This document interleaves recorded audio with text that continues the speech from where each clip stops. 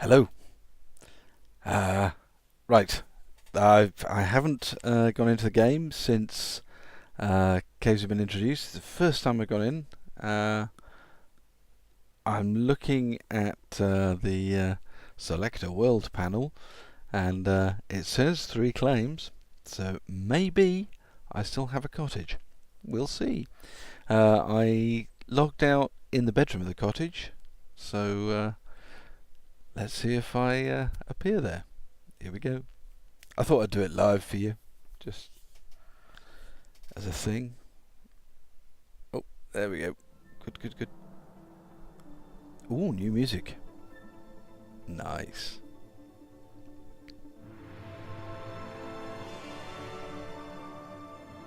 I'm scared.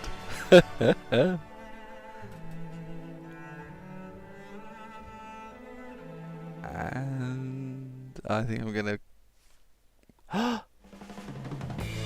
have a cottage.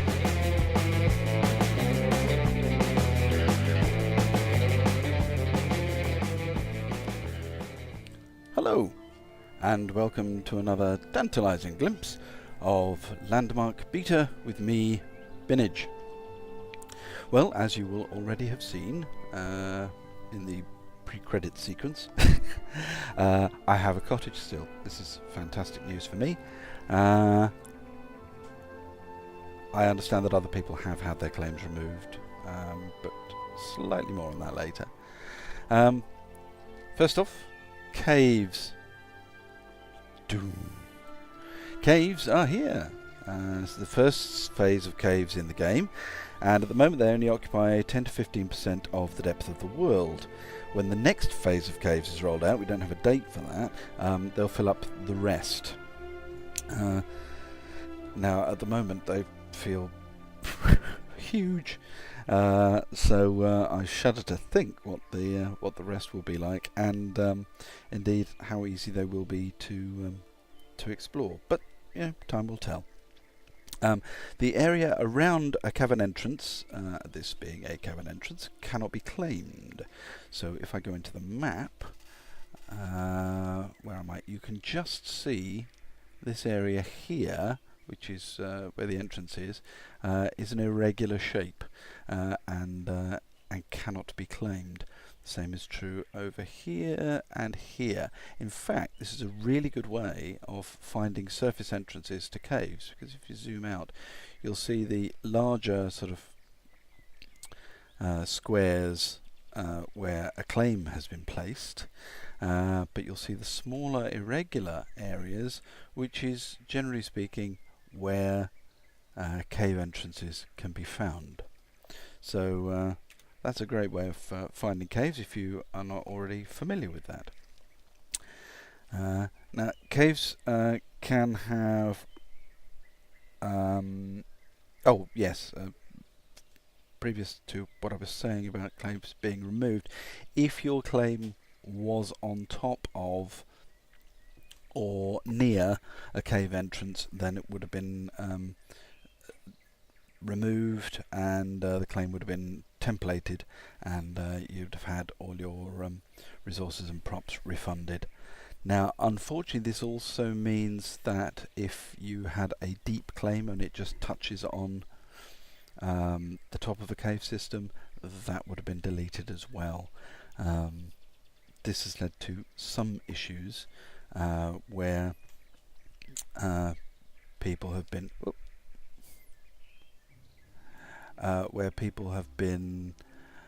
have had their claims removed, and then somebody else has gone in exactly the same place but not as deep and placed a claim. So that's really bad luck, and quite unfortunate for those people that that's happened to. It's rare cases where people have had their claims jumped onto, but it has happened, and that's a terrible shame.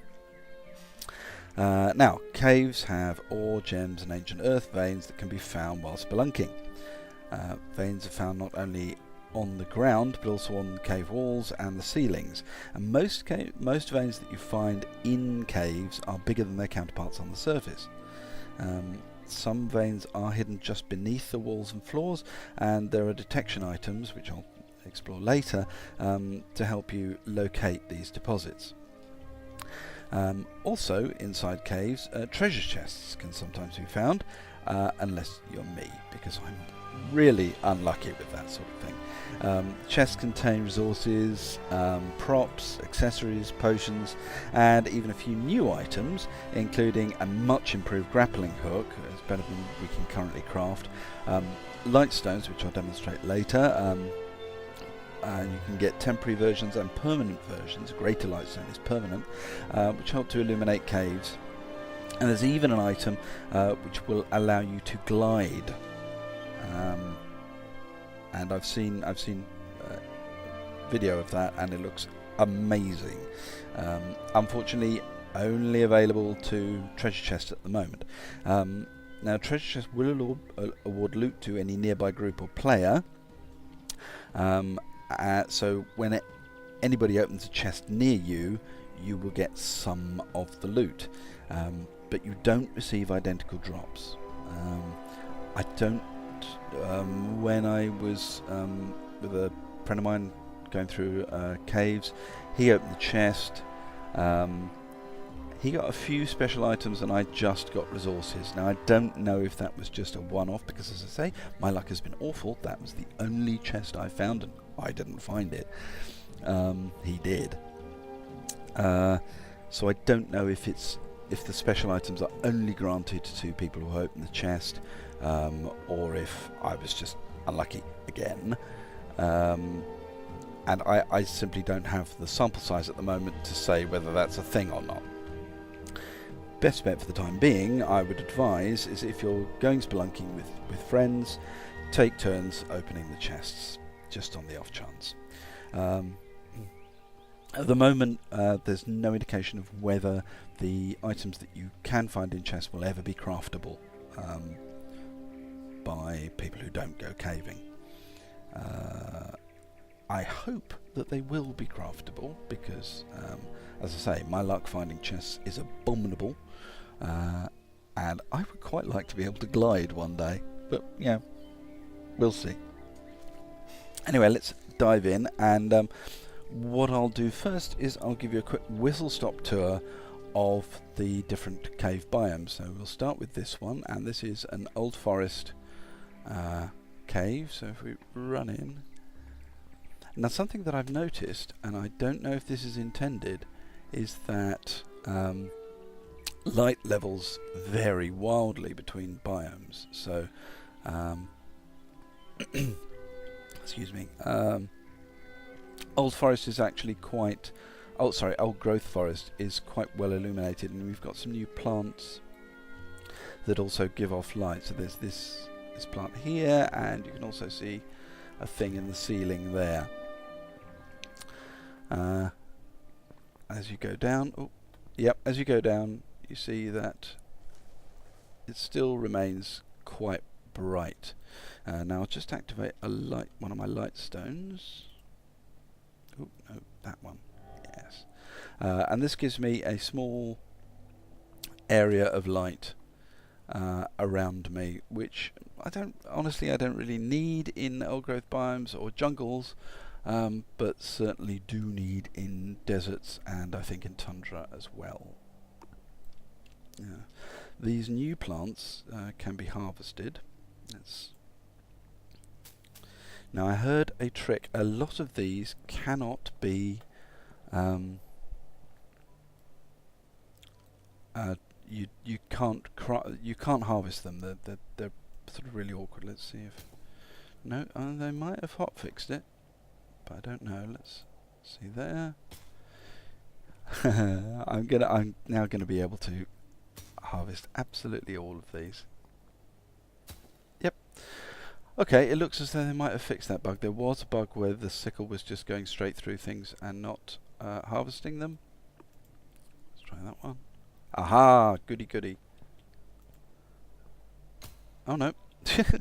No, looks like they've fixed it. That's great. That's great news. So, yeah, there's not much else to show you that's unique to old growth. There's I like it very much. I think the old growth caves are really very pretty indeed. And as you see, resources do, let's put my sickle away, resources do appear on the surface. They also appear on the roofs and walls, as I mentioned. So let's go to another biome, shall we? And here we are at a desert cave entrance. Looks very cool, big crack in the ground. Now, there are, last time I went into a cave one, which was I think yesterday, there was less bioluminescence going on, and as you see, the only light here is pretty much my lightstone, and it's very barren in here. Yeah. There we go. It actually wasn't too bad of a drop. There's quite a few of these sort of deadfalls. There are usually ways around them, but it's something to be wary of, and I certainly wouldn't want to go into a cave system without having a grappling hook. So as you see, desert caves are pretty dark. That's one of the few bioluminescent plants in here, but they don't really give much light, and they're pretty barren. And as you will notice, there's actually fewer resources visible in caves. He says stumbling across iron, but generally there are fewer resources in caves than there are on the surface.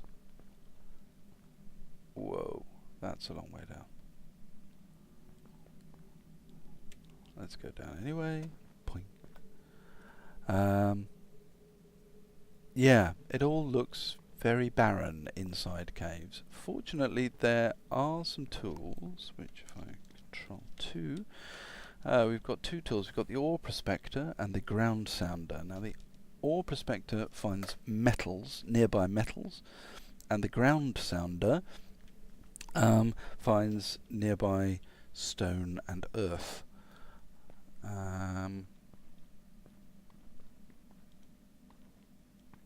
There we go. There's nothing visible here, so let's try using the ore prospector and see what we get. Okay, we've got some things now. You'll see a load of arrows just appeared on the screen. There's the closest thing is 68 meters that away, so we can use our pummeler to dig through to it. Although, as you see, my indicator's gone off now, so I'm sort of going on trust. Now, if there's ores really close to you, you'll see an outline of them. Oh, my eyes.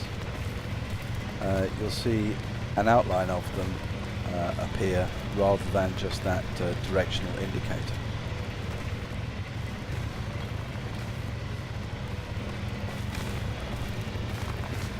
So, bear with me while I pummel a bit. Okay, let's stop. Let's put that away. Give the ore prospector another go. What have we got? Anything? As you see, loads of symbols. It's actually quite confusing. Aha, 36 meters that away, I think. Oh yes, there it is. 36 meters, so let's fire up the pulverizer again. See if we can find it. Now there is an explorer. Oh, there we go. And we found a new cave system, possibly.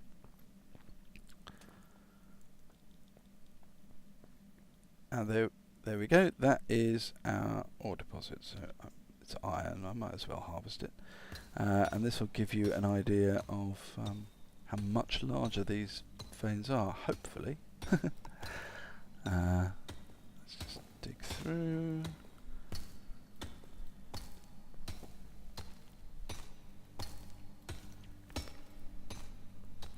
But yeah, that's how the detector works. That was actually a pitifully small vein. Most are, I promise you, quite a bit bigger. Up. But this has allowed us to burrow through into a new cave, I think, new cave system. Now there is an exploit. I suspect it will be fixed, but if you go into first person mode by pressing Shift and using the scroll key, and then bury your face into a wall, you will see straight through the ground, and you'll be able to see other cave systems around you, and indeed the one that you're currently in. They may well fix this, so I certainly wouldn't, while it's there at the moment and is probably quite useful, I wouldn't rely on it. And right, anyway, this is supposed to be a whistle-stop tour. I'm not supposed to be actually doing any caving, so let's move on to the next biome. Oh, before I do that, let me just show you the map, and you'll see that where I am here, there is no indication of caves on the map. So not all caves will appear on the map, only the surface areas. So if you see something on the map, that means it's close to the surface. There's either going to be an entrance, or you'll be able to dig to it with ease. But it's by no means all of the caves in the game. Anyway, next biome. And here we are in a jungle biome. Now, the jungle biome is another one that's got quite a few bioluminescent plants in it. You see there's some sort of upside down glowy palm there, which makes it quite easy to see in. You don't really need a light orb in here. This is another one that I'm quite fond of. Again, you see stuff in the ceiling there. Now, one of these, there we go. I don't know if you can make out.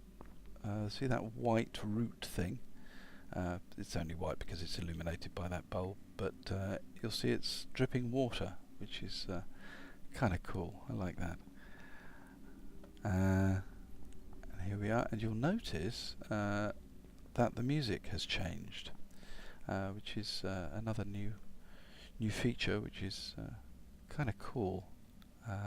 The music changes depending on where you are, and apparently when you are there. So different music depending on day or night cycles, which is awesome. I'm not sure if that bit's been implemented, but certainly you get different music depending on the biome that you're in, which is cool. Yeah, so not much to show you here. We've got some new plants again. Not that one, that one. Oh, no. There we go. So, I mean, always be on the lookout for new plants. There's loads of examples. Now, these caves are crazy. All of them. They just sort of twist and turn, and it's very easy to get lost in them. Fortunately, there's a number of ways of getting out of them. You can either wander around in bemused confusion until you... Ooh, that's nice. I haven't seen that route before. Nice. Yeah, you can either wander around in bemused confusion, or you can hit escape and evac to safety, and I will demonstrate that shortly. Or you can use portal stones or the gallery to move around. Ooh.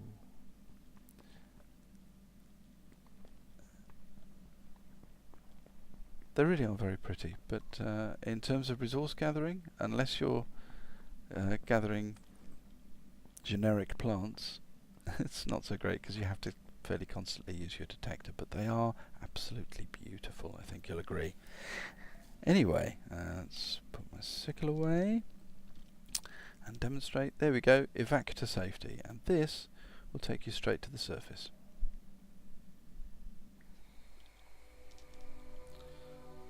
There we go. Although, you know, predictably my game's now frozen.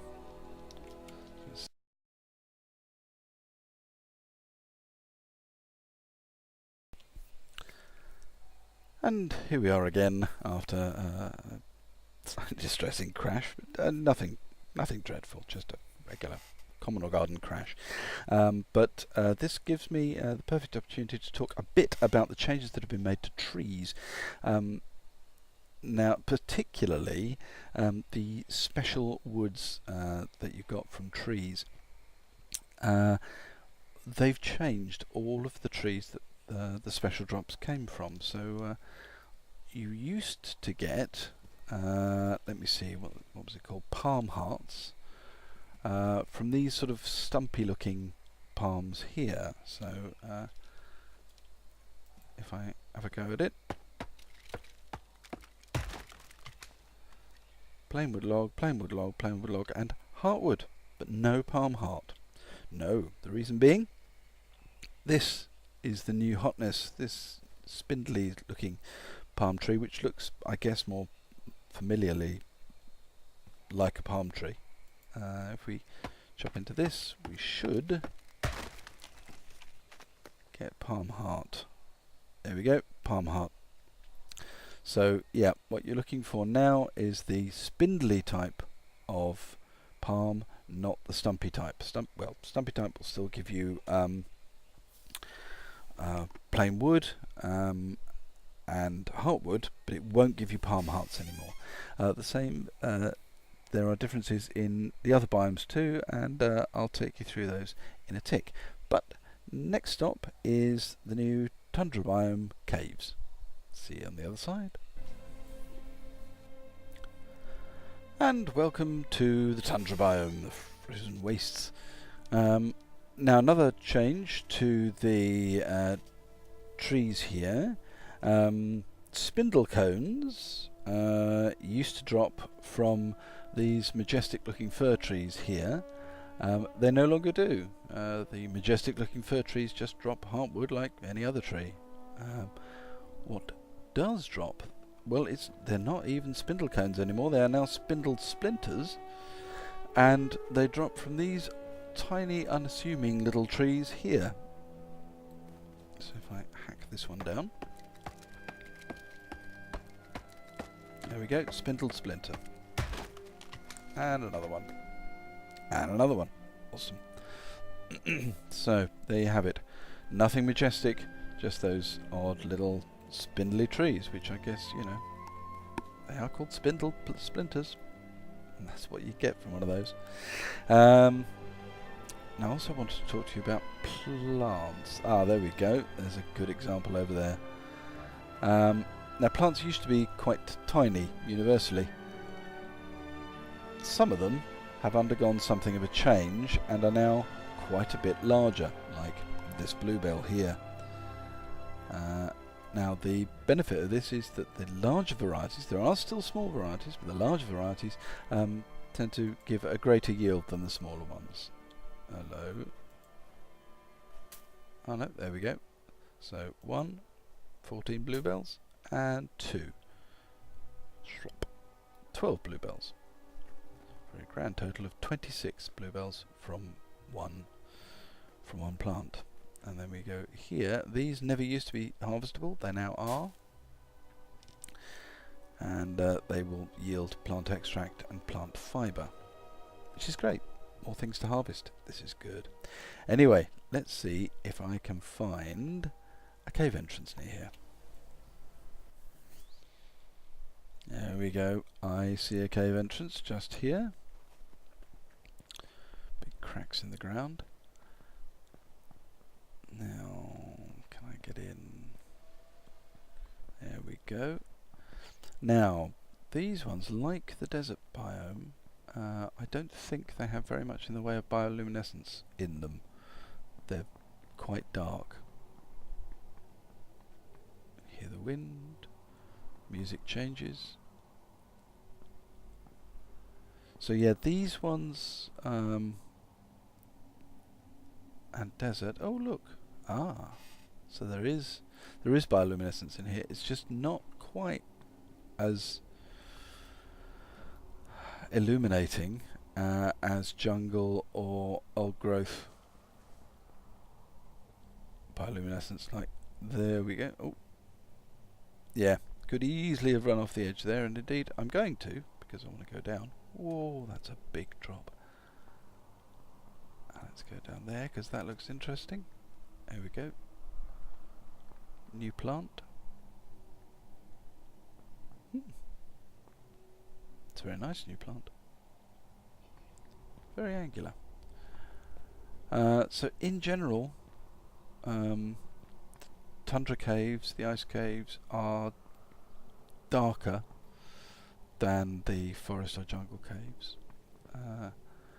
One of the downsides of that is, actually if I go back, it'll be a perfect example. It actually, unless they fixed it again, it's actually really difficult to see. If you remember, there was that huge drop. Now it's actually quite difficult to see anything in here, so you can't really see the ledges to jump to. That's less true in jungles and forests, because you can see up or across more easily. Here you're kind of limited to down. You can see down fairly well, but you can't see up, and that makes navigating in 3 dimensions not impossible, but a bit more of a faff. As you can see, I genuinely can't see if there are any upper ledges here.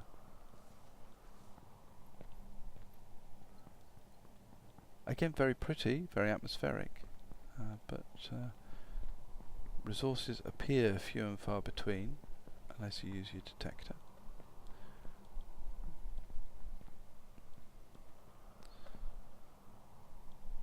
But yeah, these icicles are relatively new. Well, the caves are relatively new, but they're a welcome addition. They give a little extra light. I mean, the light stones, as you can see, I've got a sort of personal area around me. They're great. They're great for mining, but they don't really show you distance, and you can't sort of send them out into the distance. So you're kind of relying on the natural luminescence in the cave to show you the geography of the cave, as it were, the geology, or, well, the layout of the cave. So if you're in a particularly dark cave environment, you can't really see. You can't really see what's further than 10 feet away. I have no idea, for example, how deep this is. So I can grapple around, but now I have.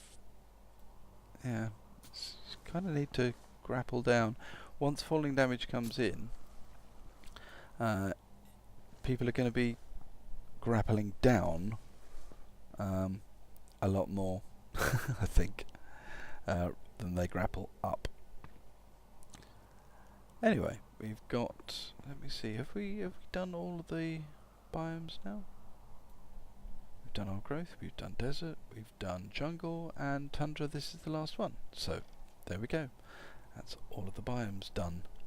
Very pretty. I'm sure you'll agree. I have the worst luck in finding chests ever, but hopefully you'll have better luck. Anyway, on to more changes, and for that I shall head off to somewhere else.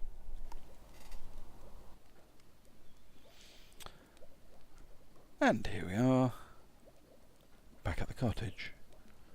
Now, There's been some changes. We've got potions added to the game, which is fantastic. They're under the utility tab in your alchemy station. And we've got various different ones, as you see on the list here. And I'll just read out what they are. Not necessarily in the same order, but we'll do it in the same order. Right. Spirit of the Wolf. This increases your run speed stat by 5 for 15 minutes, which is pretty cool. Bottled Moonlight increases your light radius stat by 30 for 30 minutes. So it's not as good as a Lightstone. Lightstone gives you a light radius for an hour, but Bottled Moonlight is craftable, and Lightstones aren't at the moment. They can only be found. Excuse me. So yeah, once you run out of Lightstones, if you've got any, or before you get any, make some Bottled Moonlight. Next one is Potion of Greedy Harvesting, and this increases your harvesting size stat by 25% for 15 minutes. Potion of Nimble Harvesting increases your harvesting speed stat by 10% for 15 minutes. So the better tool you're using, better gathering tool you're using, the more benefit you're going to get from these things, because they're done on a percentage basis rather than a hard stat, which is great. Now, Sharp-Eyed Elixir increases your discovery stat by 5 for 15 minutes, so that's a hard number there. Potion of Minor Yield increases your harvest bonus stat by 10 for 15 minutes. Potion of Furious Harvesting increases your harvesting damage stat by 25% for 15 minutes. And finally, the High Step Brew increases your jump bonus stat by 5 for 15 minutes. The potion effects don't stack with themselves, so as far as I'm aware, you can have the effects of all these different things on you at the same time. I think I haven't tested it for all of them, but they won't stack with themselves. You can't say take 2 Spirit of the Wolves and hope to increase your run speed stat by 10. It doesn't work like that. You can only have one on at a time. As I say, as far as I'm aware, you can mix and match different effects on you, so have a number of different buffs. You just can't stack them. And next stop, I think, is probably going to be the workshop. And welcome to the workshop. Now, one of the changes that is going to be amazing, well, I maybe overrating the pudding there, that's going to be very handy for builders. If I lift this up, place it.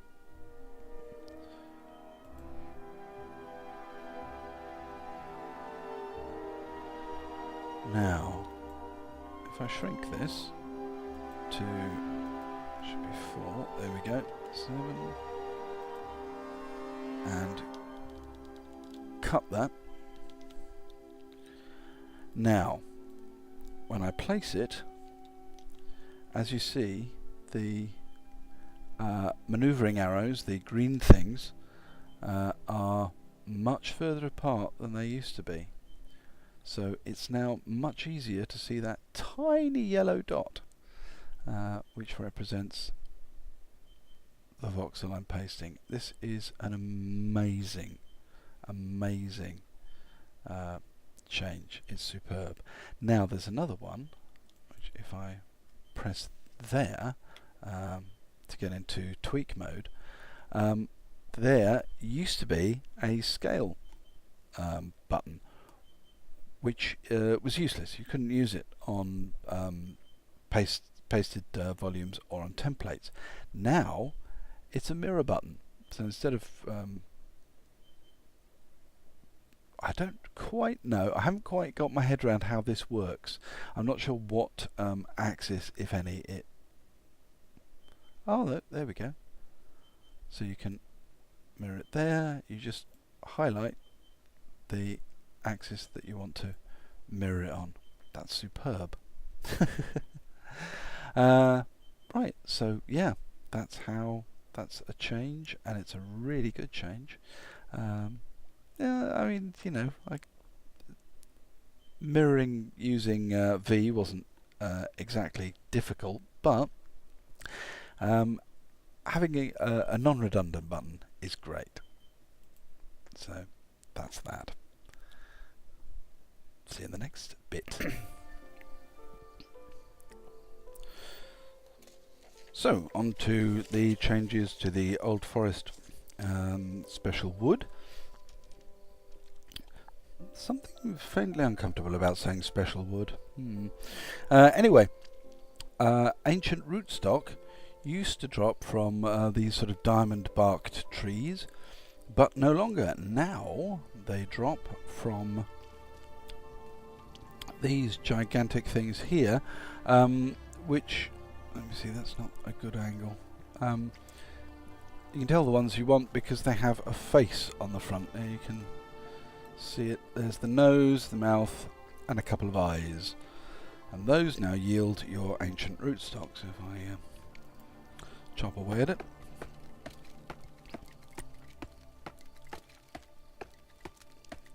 There we go, ancient rootstock.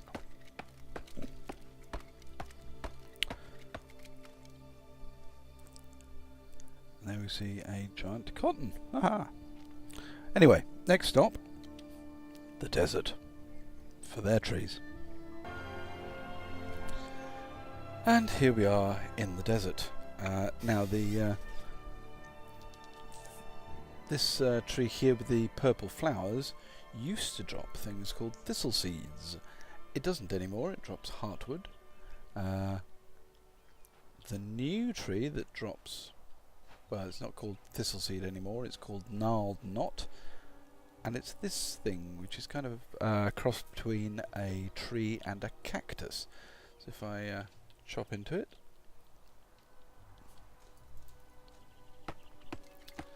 you should see, there you go, there's a gnarled knot from it. So yeah, these sort of short, unassuming, well, I mean they get quite tall actually, but they're sort of odd looking trees, but very distinctive, so you should have no trouble finding them. And that, I think, is all 4 tree types. There we go. And finally, water. Yes, we've seen oceans before, relatively new, but what is even newer is going for a dawn swim.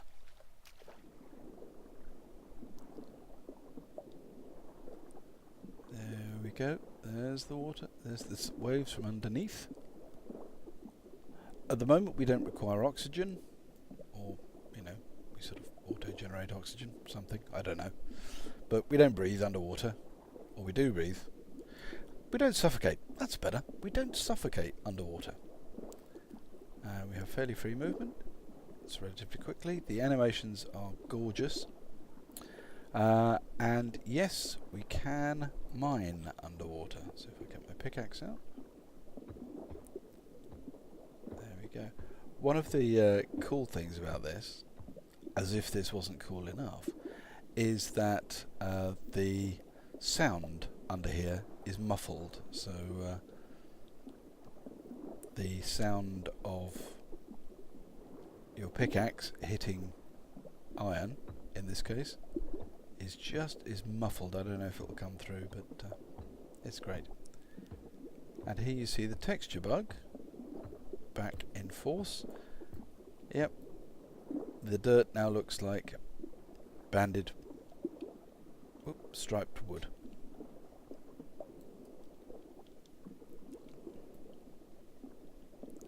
Yes, the earth is made of wood. And on that happy note,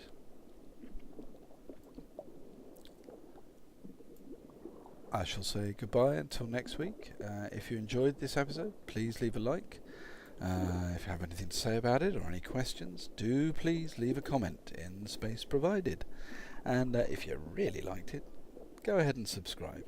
Anyway, until next time, take care and goodbye.